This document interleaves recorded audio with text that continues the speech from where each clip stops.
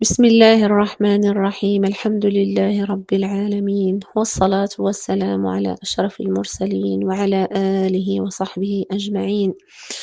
بطلنا لهذا اليوم هو نبي من أنبياء الله. إذا ذكر الصبر ذكر، وإذا ذكر الصبر. هو نبينا نبي الله عز وجل سيدنا أيوب عليه السلام.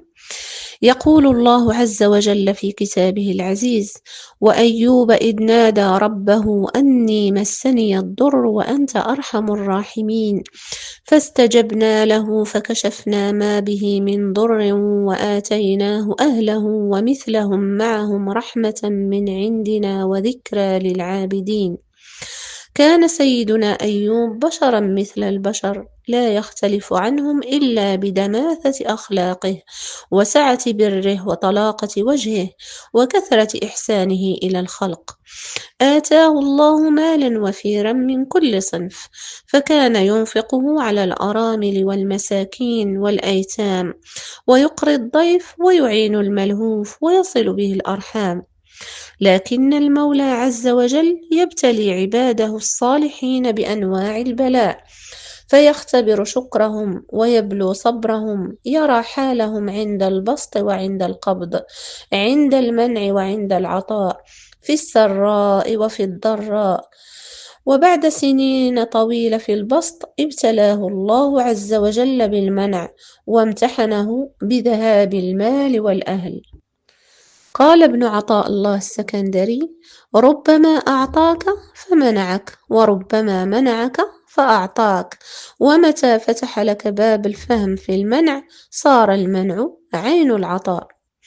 ومسه ضر خطير في بدنه فانثال الدود على جسده الطيب ينهشه نهشا حتى تناثر اللحم وبرز العظم، وتنكر له الأحباب وتباعد عنه الأصحاب، واستقذره قومه فأخرجوه من قريتهم، ولم يبق معه إلا امرأته.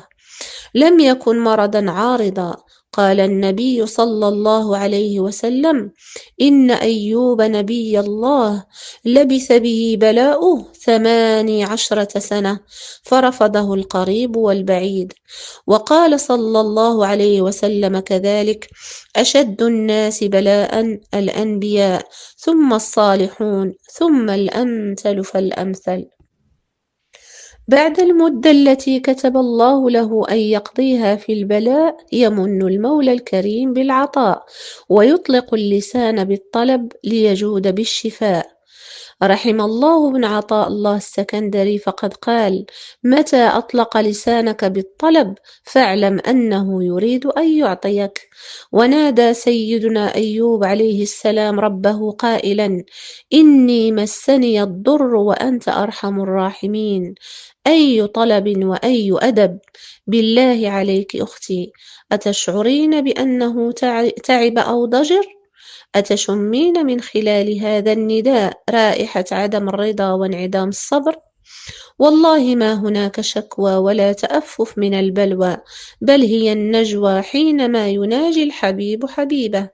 سئل الجنيد عن قوله مسني الضر، فقال: عرفه فاقة السؤال ليمن عليه بكرم النوال. واسمعي إلى هذه الهمسة، ما أعذبها وما ألذها وما أحلاها، وأنت أرحم الراحمين. قال الشيخ سيدي أحمد بن عجيبة رحمه الله تعالى: وأنت أرحم الراحمين، تلطف في السؤال حين ذكر نفسه بما يوجب الرحمة، وذكر ربه بغاية الرحمة، ولم يصرح بالمطلوب من كمال أدبه، فكأنما قال: أنت أهل أن ترحم، وأيوب أهل أن يرحم، فارحمه واكشف عنه ضره الذي مسه. وعن أنس أنه أخبر عن ضعفه حين لم يقدر على النهوض إلى الصلاة ولم يشتكي، وكيف يشكو والله تعالى يقول: إنا وجدناه صابرا نعم العبد. وقيل إنما اشتكى إليه تلذذا بالنجوى لا تضررا بالشكوى، والشكاية إليه غاية في القرب، كما أن الشكوى منه غاية في البعد. وصلى الله وسلم وبارك على سيدنا محمد وعلى آله وصحبه أجمعين.